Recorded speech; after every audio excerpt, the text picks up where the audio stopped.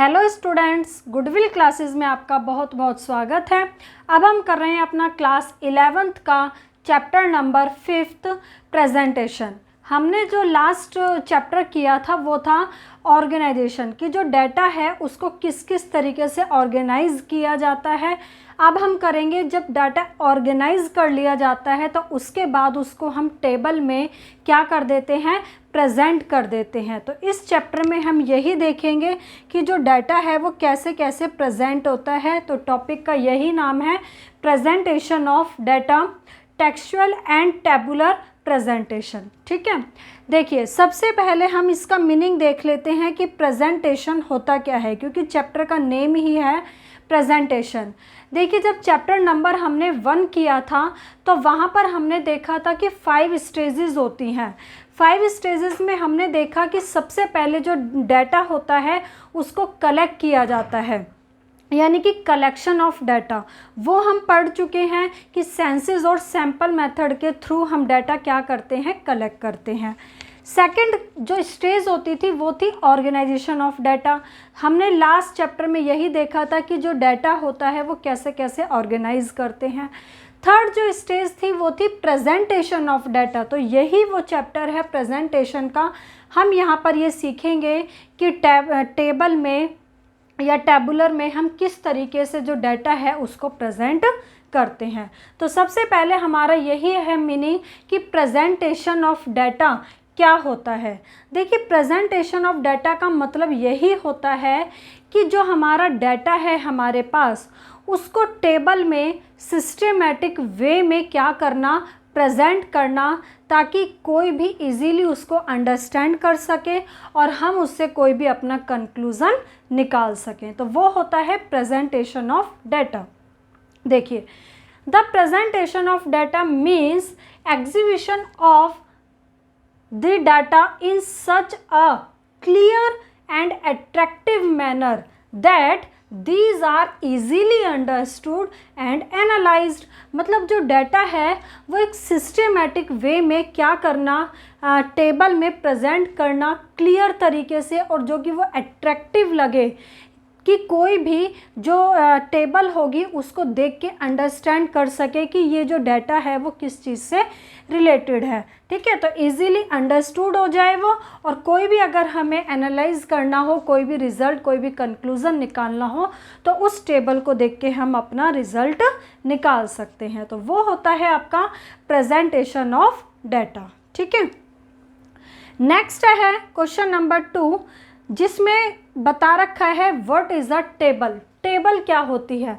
देखिए, second question आप देख रहे हैं what is a table, and third question में आप देखेंगे what is mean by tabulation. दोनों में क्या डिफरेंस है ये मैं आपको पहले क्लियर कर देती हूँ। देखिए, टेबल का मतलब होता है जब हम सिर्फ और सिर्फ कॉलम्स और जो रो ड्रॉ कर देते हैं। मतलब एक टेबल जैसे हम बनाते हैं कि भाई हमें कितने कॉलम्स चाहिए, कितनी रोज़ चाहिए, तो उस तरीके से ये जो हमने ड्रॉ किया है तो इसको क्या बोला जाता है, टेबल बोला जाता है।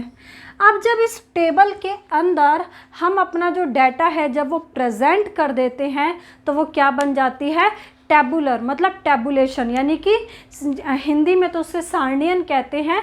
तो दोनों में आपको डिफरेंस क्लियर होगा कि टेबल का मतलब जब सिर्फ रॉ और कॉलम्स का जो हम एक रफ ड्रॉ कर देते हैं तो वो होता है टेबल, और जब उसमें डाटा प्रेजेंट हो जाता है तो वो बन जाती है टेबुलेशन। तो देखिए, टेबल का मतलब है अ स्टैटिस्टिकल जो टेबल है is a systematic organisation of data in columns and rows. ठीक है, जब हम एक सिस्टेमेटिक तरीके से कॉलम्स और रो जो हम बना देते हैं, ऑर्गेनाइज कर देते हैं कि कितने कॉलम्स चाहिए, कितनी रोज़ चाहिए, तो वो आपकी क्या कहलाती है, टेबल कहलाती है। लेकिन नेक्स्ट क्वेश्चन है what is meant by tabulation. Tabulation क्या है। टेबुलेशन इन्वॉल्व्स करती है the orderly and systematic presentation of numerical data. समझ आया। जब हम क्या करते हैं, एक ऑर्डर में एक सिस्टेमेटिक वे से जो अपना इंफॉर्मेशन होती है, जो भी न्यूमेरिकल जो डाटा होता है, उसको जब इसमें हम क्या कर देते हैं, प्रेजेंट कर देते हैं। तो in a form designed to elucidate the problem under consideration, यानी कि जो हमारी प्रॉब्लम है, जो भी हमारी समस्या है, उसका हमें यहाँ पे एक तरीके से क्या कर देते हैं, हम सॉल्यूशन कर देते हैं कि ये डाटा ये है, तो हमें यहाँ पे इजीली क्या होता है, अंडरस्टूड हो जाता है। तो आपको टेबल और टेबुलेशन में डिफरेंस क्लियर हो गया होगा। टेबल होती है जब रो एंड कॉलम्स को ड्रॉ किया जाता है, और जब उसके अंदर डाटा प्रेजेंट कर दिया जाता है तो वो क्या बन जाती है, टेबुलेशन बन जाती है। ठीक है, अब नेक्स्ट क्वेश्चन आता है आपका, describe the major parts of statistical tables, draw a format of a table showing all these parts. सबसे पहले तो ये कह रहा है कि जब हम कोई भी टेबल बनाते हैं, स्टैटिस्टिकल टेबल बनाते हैं, तो उसके क्या क्या पार्ट्स होते हैं, मतलब क्या क्या चीज़ें हमें शो करनी चाहिए। कोई भी जब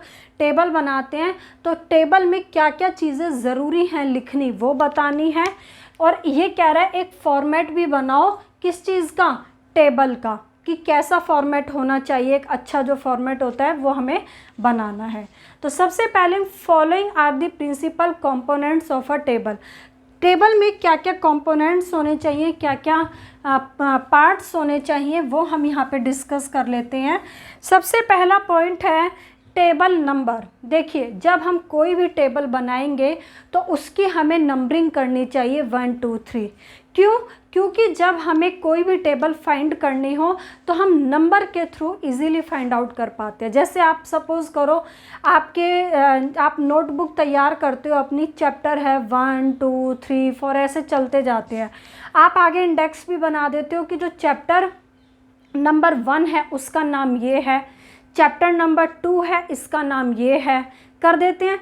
फिर अब आपको मान के चलो जिस भी टॉपिक से रिलेटेड आपको चैप्टर देखना है, तो आप ये देखोगे ये मेरा टॉपिक है, इस टॉपिक का चैप्टर नंबर ये 4 है, तो सीधा चैप्टर नंबर हम 4 पे चले जाएंगे। तो कहने का मतलब ये है कि जब कोई भी हम टेबल रेडी करते हैं तो उसकी नंबरिंग 1 2 3 4 हमें करनी चाहिए, ताकि वो ईजीली हम उसको फाइंड आउट कर सकें। तो देखिए, first of all a table must B numbered. सबसे पहले ज़रूरी है कि टेबल की हमें नंबरिंग करें। Different tables must have different numbers, मतलब अलग अलग टेबल के जो नंबर्स हैं वो अलग अलग ही होते हैं। कहने का मतलब है, अगर जो फर्स्ट नंबर पे टेबल बना रहे हैं उसको फर्स्ट देना है, जो सेकंड नंबर पे टेबल बना रहे हैं उसको नंबर सेकंड लिखना है। एग्जाम्पल बताया ये, These numbers must be in the same order as the table, मतलब जिस ऑर्डर में हम टेबल बना रहे हैं उसी ऑर्डर में उनकी नंबरिंग करनी चाहिए। Numbers facilitate location of the table, मतलब नंबर्स जो हम डालते हैं टेबल नंबर 1 2 3, उससे क्या होता है, हमें कोई भी अगर हमारी जो भी प्रॉब्लम है कि जो भी हमें टॉपिक से रिलेटेड टेबल चाहिए उसको फाइंड आउट करने में क्या होती है, हेल्प मिल जाती है। ठीक है, सेकेंड नंबर पे आता है अब आपका टाइटल। जब हम कोई भी टेबल बनाएंगे, हमने सबसे पहले दिया टेबल नंबर 1 है 2 है 3 है, उसके बाद हमेशा उसका टाइटल देना चाहिए कि भाई ये टेबल जो है किस चीज़ से रिलेटेड है। आप अपनी नोटबुक तैयार करते हो तो हर ऐसा नहीं है कि आप कंटिन्यू करते जाते हो चैप्टर्स, हर चैप्टर के ऊपर आप पहले नेम लिखते हो कि जो ये चैप्टर है ये किस चीज़ से रिलेटेड है, क्या टॉपिक है ना। तो हमेशा उसका टाइटल लिखा जाता है, और टाइटल से ही हमें पता चलता है कि इस चैप्टर में क्या दिखाया जा रहा है, या इस जो हम टेबल का जो टाइटल देंगे तो हमें पता चल जाएगा कि ये टेबल किस चीज़ से रिलेटेड है। भाई मान के चलो वहाँ पे सभी बच्चों के वेट को मेज़र किया गया है और टेबल में प्रेजेंट कर दिया, तो हमें हेडिंग जब तक नहीं डालेंगे तो नहीं पता चलेगा कि इस टेबल में बच्चों के वेट को दिखाया हुआ है। तो a table must have a title. Title must be written in bold letters. आपको पता है हमेशा जो टाइटल होता है वो बोल्ड लेटर्स में मोटे मोटे अक्षरों में लिखा जाना चाहिए, है ना। और टाइटल ये भी बात है हमेशा क्या होता है, शॉर्ट में होता है, बहुत ज़्यादा लॉन्ग नहीं होता। क्यों? आपने देखे होंगे चैप्टर्स के नेम हमेशा शॉर्ट होते हैं, 4-5 वर्ड्स के होते हैं, बहुत ज़्यादा लंबे नहीं होते हैं।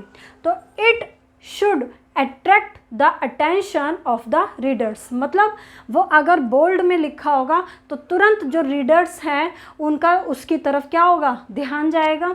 The title must be simple, जो टाइटल होगा वो हमेशा सिंपल होना चाहिए, इजी, क्लियर होना चाहिए, मतलब उसको पढ़ के समझ आए कि किस चीज़ से रिलेटेड है, एंड शॉर्ट, और साथ में छोटा भी होना चाहिए। अ गुड टाइटल, ये बता रखा है कि जो एक अच्छा टाइटल होता है वो शॉर्ट होता है but complete in all respect, और लेकिन अपने आप में कंप्लीट भी होता है, ठीक है। तो एक टाइटल हमेशा देना चाहिए। नेक्स्ट पॉइंट है हेड नोट। हेड नोट में ये कह रहा है कि सपोज़ कीजिए आपने टाइटल दिया और उस टाइटल से हमें पूरी इंफॉर्मेशन नहीं पता चल रही है कि ये टाइटल किस चीज़ से मतलब जो ये टॉपिक है किस चीज़ से रिलेटेड है, टाइटल से पूरी नॉलेज नहीं मिल पा रही है, तो आपको क्या करना चाहिए, उसके नीचे हेड नोट देना चाहिए। जो इन्फॉर्मेशन हम टाइटल में नहीं बता पाए हैं उसको अच्छे तरीके से आपको नोट में क्या करना चाहिए, एक्सप्लेन करना चाहिए। तो if the title of the table does not give complete information, अगर जो टाइटल है वो पूरी इंफॉर्मेशन नहीं दे पा रहा है तो it is supplemented with a head note, तो आप क्या कर सकते हैं, हेड नोट भी दे सकते हैं। Head note completes the information in the title of the table, तो जो हेड नोट में हम वो चीज़ बता देंगे जो टाइटल में हम नहीं बता पाए हैं, वो पूरी इंफॉर्मेशन हम वहाँ पे एक्सप्लेन करेंगे। नेक्स्ट पॉइंट कह रहा है स्टब्स। स्टब्स का मतलब क्या होता है, stubs are titles of the rows of a table. जब आप टेबल में रो बनाते हैं तो हर रो का क्या करना चाहिए, आपको टाइटल देना चाहिए। भाई जैसे हमने ये रो ड्रॉ कर दी हैं यहाँ पर, अब जब तक इन रोज़ का हम क्या नहीं बताएंगे, टाइटल नहीं बताएंगे कि इसमें क्या बताया जा रहा है या इसमें क्या बताया जा रहा है, तो हमें डिफरेंस क्लियर नहीं होगा। अगर हम इनका यहाँ पे लिख दें कि हम यहाँ पे डिफरेंस बता रहे हैं किस में, यहाँ पर है प्राइमरी डाटा और यहाँ पर है आपका सेकेंडरी डाटा, भाई हम दोनों में डिफरेंस बता रहे हैं, तो जब तक हम इनके ऊपर इस तरीके से टाइटल नहीं देंगे तब तक क्लियर नहीं होगा कि रोज़ में क्या बताया जा रहा है। तो यही कह रहा है कि stubs are titles of the rows of a table, हर रो का हमें टाइटल देना चाहिए। दीज टाइटल्स इंडिकेट, जो ये टाइटल हैं इंडिकेट क्या करते हैं, information content in the rows of the table, कि जो टेबल की जो रोज हैं इनमें हम क्या बताने वाले हैं वो ये चीज़ें इंडिकेट करती हैं, ठीक है। फोर्थ पॉइंट हो गया आपका स्टब्स। फिफ्थ पॉइंट आता है कैप्शन।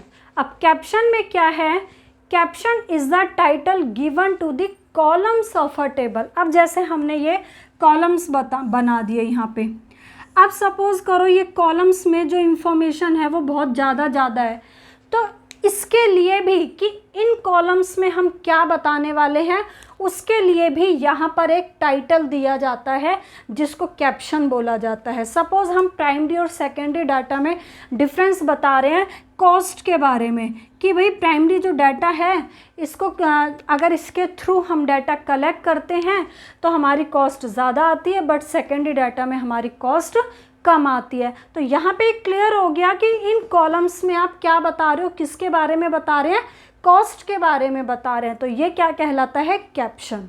तो caption is the title given to the columns of a table. A caption indicates, जो कैप्शन है वो भी इंडिकेट करते हैं क्या, information content in the columns of a table, कि जो टेबल के जो कॉलम्स हैं ये इनमें हम क्या बताने वाले हैं। नेक्स्ट है foot notes. Footnotes are given for clarification of the reader. These are generally given when information in the table need to be supplemented. कहने का मतलब है कि कुछ चीज़ें ऐसी हैं कि हम उसको टेबल में नहीं बता पाएंगे, कोई डाटा है कुछ है वहाँ पे हम नहीं बता पाएंगे, तो टेबल पूरी होने के बाद जस्ट नीचे फुट नोट्स दिए जाने चाहिए और वहाँ पे वो एक्स्ट्रा इंफॉर्मेशन बता दी जाती है जो टेबल में हम नहीं बता पाए हैं। तो फुट नोट्स जो होते हैं आर गिवन फॉर क्लैरिफिकेशन के लिए होते हैं ऑफ द रीडर, ताकि जो पढ़ने वाला है उसको अच्छे से क्लियर हो जाए कि इस टेबल में क्या है, तो उसके लिए हम नीचे बता सकते हैं। These are generally given when information in the table need to be supplemented. अगर ज़रूरत है तो हमें ज़रूर फुट नोट्स आपका यहाँ पे नीचे टेबल के नीचे देना चाहिए। और लास्ट पॉइंट है हमारा सोर्स। सोर्स में क्या है, सपोज़ करो हमने यहाँ पे जो सेकेंडरी डाटा का यूज़ किया, अब जो सेकेंडरी डाटा है वो क्या होगा, हमने किस पर्सन से कलेक्ट किया है, किस ईयर में कलेक्ट किया था, किस एरिया का है, वो सारी इंफॉर्मेशन हम टेबल में तो नहीं दे पाएंगे। तो टेबल के नीचे हमें सोर्स में लिखना चाहिए कि वो जो डाटा है कहाँ से लिया गया, इस तरीके का। तो देखिए, when tables are based on secondary data, अगर जो टेबल है वो सेकेंडरी डाटा के ऊपर बेस्ड है, source of the data is to be given, source of the data is specified below the footnote। ठीक है, footnote के जस्ट नीचे सोर्स देना चाहिए, जैसे अभी आपको ये फॉर्मेट दिखेगा। इट शुड गिव, इसमें क्या क्या देना चाहिए, name of the publication and publisher. ठीक है, कि किसने पब्लिश किया था, कब किया था, उसका एड्रेस क्या है, रेफरेंस क्या है, पेज नंबर क्या है।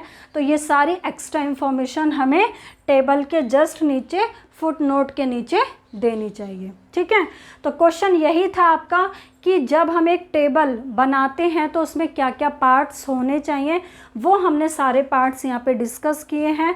फिर आगे ये भी पूछा था कि एक फॉर्मेट भी आपको टेबल का बनाना है, और ये ध्यान रखना ये एग्ज़ाम में फॉर्मेट ज़रूर आता है। मतलब आपको सिंपल यही बोलेगा कि जो टेबल है उसका एक फॉर्मेट बना के दिखाएं, तो आपको बिल्कुल सेम ऐसे ही बना के दिखाना है। इसको आपको कई बार बना के प्रैक्टिस कर लेनी है। फॉर्मेट में क्या है, जैसा भी आपने पार्ट्स जो देखे वही फॉर्मेट में है। हमने देखा था सबसे पहले टेबल नंबर लिखनी चाहिए, तो यहाँ टेबल नंबर आ जाएगा। हमने ये देखा था कि टाइटल देना चाहिए हमेशा, टाइटल भी आ जाएगा। ये बता रखा है कॉलम्स हैं। यहाँ पे हेड नोट्स में हमने क्या देखा था कि टाइटल में अगर पूरी इंफॉर्मेशन नहीं होती तो उसका हेड नोट देना चाहिए। ठीक है, यहाँ पे स्टब हेडिंग बता रखी है, कॉलम्स की हेडिंग्स बता रखी हैं, ये सारे सेल हैं, मतलब खाने जो होते हैं हमारे बॉक्स हैं।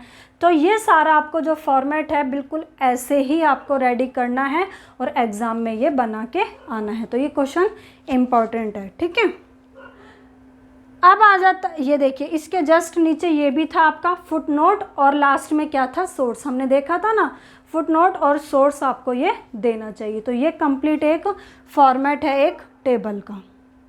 अब क्वेश्चन नंबर 5 में ये कह रहा है, explain the guidelines for the construction of a table और features of a good table. ये कह रहा है कि जब हम कोई भी एक टेबल ड्रॉ करते हैं, कंस्ट्रक्शन बनाते हैं, तो उसकी गाइडलाइंस बताओ, या फिर ये कह रहा है features of a good table, एक अच्छी टेबल के क्या क्या फीचर्स होते हैं। भाई अभी देखिए, जब हम कोई भी टेबल बनाएंगे, अभी हमने लास्ट क्वेश्चन में देखा कि नंबरिंग करनी चाहिए, टाइटल देना चाहिए, कैप्शन देना चाहिए, स्टब्स देना चाहिए, हेड नोट देना चाहिए। तो ये जब हम सारी चीज़ें देंगे तो वो अपने आप में ही क्या बन जाएगी, एक गुड टेबल बन जाएगी। तो वही क्वेश्चन है, उसी तरीके का है, थोड़ा बस इसकी सेंस में और इसको हम चेंज कर देंगे।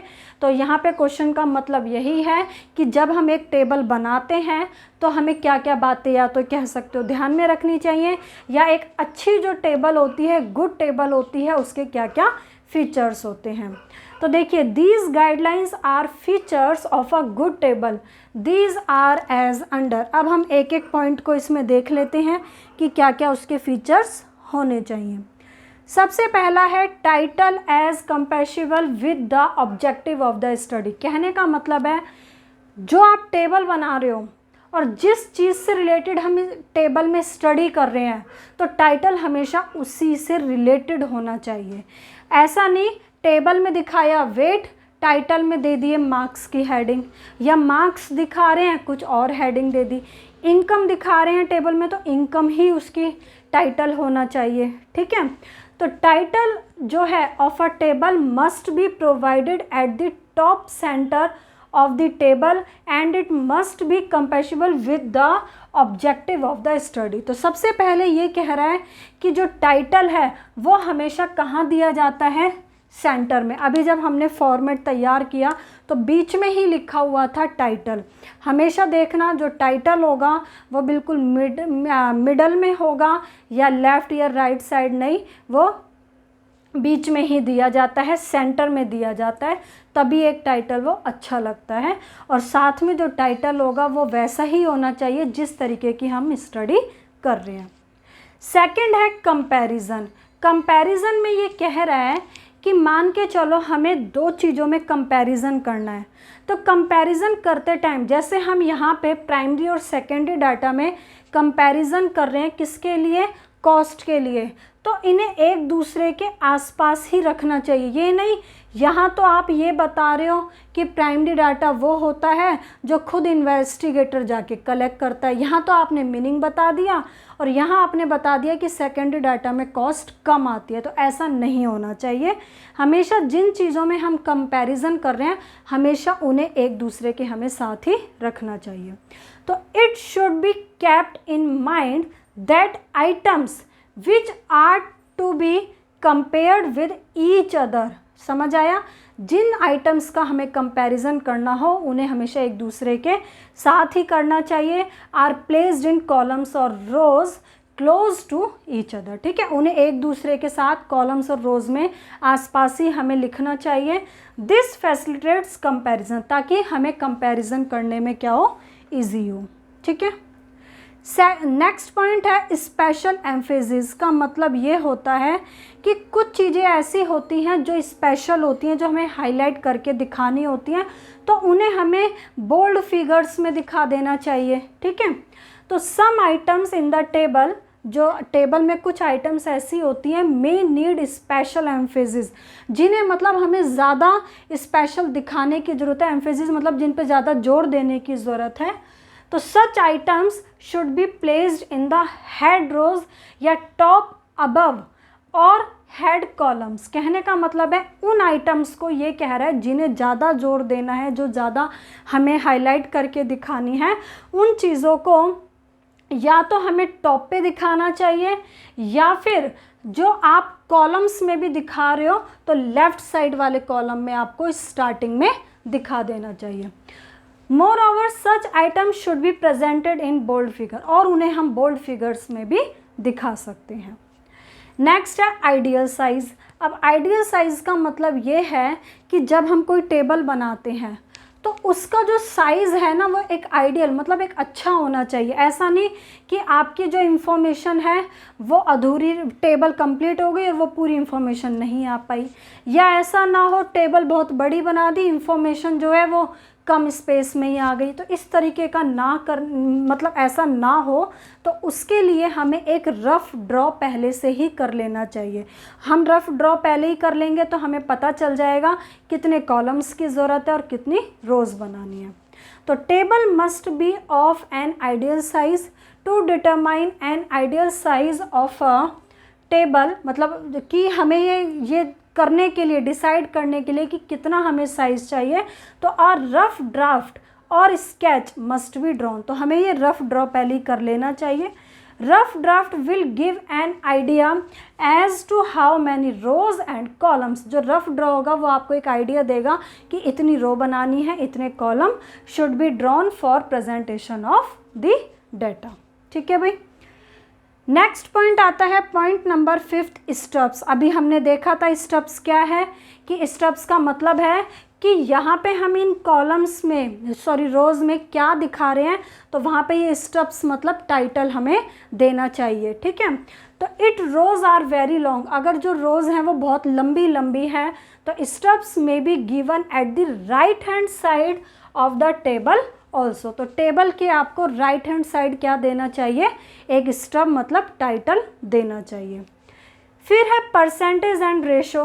अगर ज़रूरत है तो टेबल में हमें परसेंटेज या रेशो भी फाइंड आउट करके लिखने चाहिए। जैसे हमने बच्चों के मार्क्स तो शो किए, साथ में हम उनकी परसेंटेज निकाल के भी शो कर सकते हैं। तो percentage figures should be provided in the table if possible. अगर पॉसिबल है तो परसेंटेज वगैरह रेशो आपको फाइंड आउट करके लिखनी चाहिए। This makes the data more informative. इससे जो डाटा है वो और ज़्यादा इंफॉर्मेटिव, मतलब और ज़्यादा उससे हमें क्या मिल जाती है, इंफॉर्मेशन मिल जाती है। नेक्स्ट है सोर्स ऑफ डाटा। अभी आपने देखा था उसमें टेबल के पार्ट्स में कि हमें नीचे क्या देना चाहिए, कि जो ये डाटा है वो कहाँ से लिया गया है। तो source of data must be noted at the foot of the table. ठीक है, it is generally noted next to the foot note, मतलब फुट नोट के जस्ट बाद ये सोर्स देना चाहिए, जहाँ पे ये बताया जाता है कि अगर सेकेंडरी डाटा का हमने यूज़ किया है तो कहाँ से लिया है, उसका एड्रेस क्या है, ठीक है, ये सब किस ईयर में लिया है, तो ये सब इंफॉर्मेशन होनी चाहिए। साइज ऑफ कॉलम्स, ये कह रहा है size of the columns must be uniform and symmetrical, मतलब जो हम ये कॉलम्स के जो साइज़ है वो एक जैसे होने चाहिए, लगभग ये ना कोई बहुत छोटा है कोई बड़ा है, लगभग एक जैसे वो होने चाहिए। रूलिंग ऑफ कॉलम्स का मतलब ये है कि अगर कुछ अलग अलग चीज़ें दिखानी है तो अलग अलग कलर का यूज़ करके भी दिखा सकते हैं। कॉलम्स में भी डिवाइडेड, मतलब उन कॉलम्स को अलग अलग कलर से डिवाइड कर सकते हैं into different sections according to similarities of the data, मतलब डाटा जैसा है उसके अकॉर्डिंग उनको कॉलम्स को अलग अलग कलर से हम डिवाइड कर सकते हैं। एंड लास्ट पॉइंट है इसका सिंपल, इकोनॉमिकल एंड अट्रैक्टिव, यानी कि जो एक टेबल होती है वो हमेशा सिंपल, कहने का मतलब है ऐसी होनी चाहिए कि कोई भी उसको अंडरस्टैंड कर सके।